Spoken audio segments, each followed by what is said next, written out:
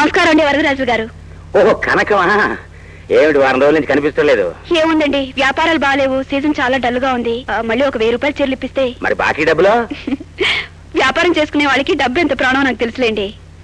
ఇదిగోండి. ఇదిగో అప్పారావు, డబ్బు చెమేశాను. 4 వాయిల్ చీరలు, జనతా చీరలు ఒక 10, నైరస్ చీరలు ఒక 1/2 డజన్ ఇచ్చేయి.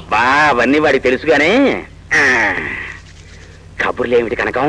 కబుర్లు మా దగ్గర కష్టపడి బ్రతికే వాళ్ళం, మా దగ్గర ఏముంటాయిలేండి.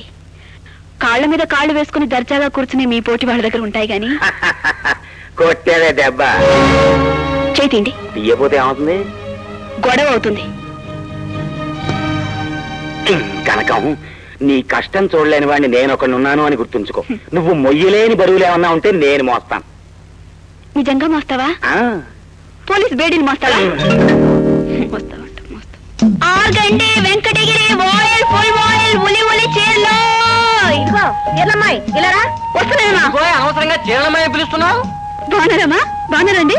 చెప్పండమ్మా, ఏం చీరలు కావాలి? ఆర్గండ వెంకటగిరి వాయిలా ఫుల్ వాయిలా ఉలువులా? దీపావళి పండక్కి తీసుకున్నాం కదమ్మా. ఏమిటండి మీరు, నేనేదో ఒకేసారి 50 100 వసూలు చేస్తున్నట్టు మాట్లాడుతున్నారు. నెలసరి వాయిదాల పద్ధతి మీద ఇచ్చేదాని కదా.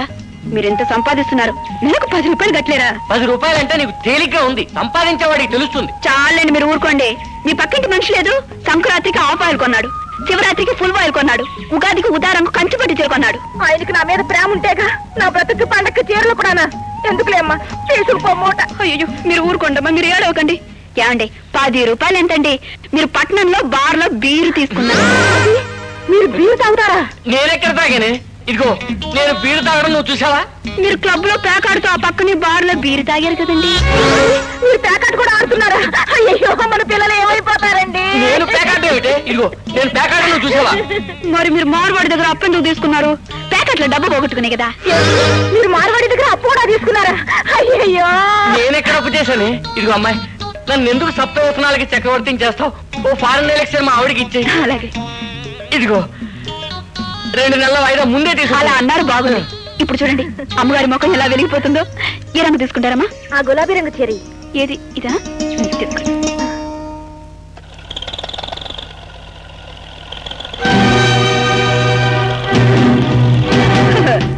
నిన్న మీ ఊరొస్తే నా బిజినెస్ చెడగొట్టావు కదూ. ఈ ఖబర్దార్ కనక మహాలక్ష్మి అంటే ఏమిటో చూపిస్తుంది. దిగిరా.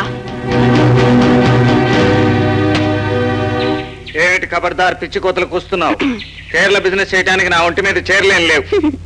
చీరల బిజినెస్ చేసేది కదా అని చీప్గా చూస్తున్నావు కదూ.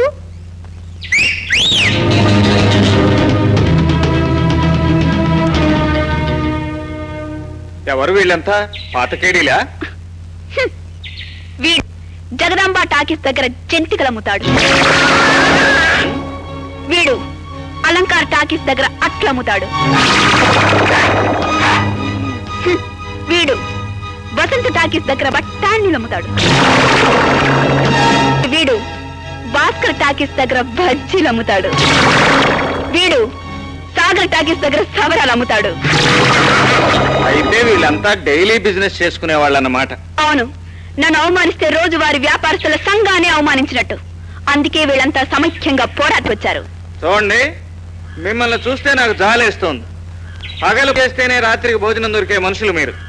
మిమ్మల్ని కొట్టి మీకు ఆయన చేయడం నాకు ఇష్టం లేదు. మేమిద్దరం చూసుకుంటాం, మీరు వెళ్ళిపోండి. నీ ఇద్దరు చూసుకునేదంటే నీ స్థితి నేను చూస్తాం. సరే, ఇంతగా ముచ్చట పడిపోతున్నారు, కాదనటం ఎలా? ఓ చిన్న పన్యం. నేను మీ ఒంటి మీద చెయ్యి వేయను, కానీ మీ అందరి ఒళ్ళు హూణం అయ్యేలా చేస్తాను. రేయ్, ఏదో మాయ చేస్తున్నట్టున్నాడు, వేసేయండి.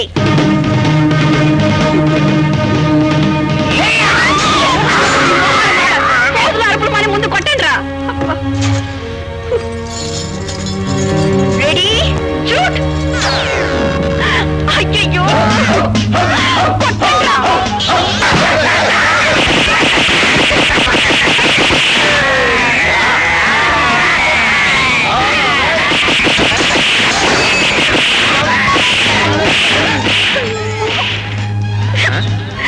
పనిచేయాలి. ఈ సవరాలు బజ్జీలు కాలక్షేపం పట్టాను ఇలా దెబ్బలాట్లకి.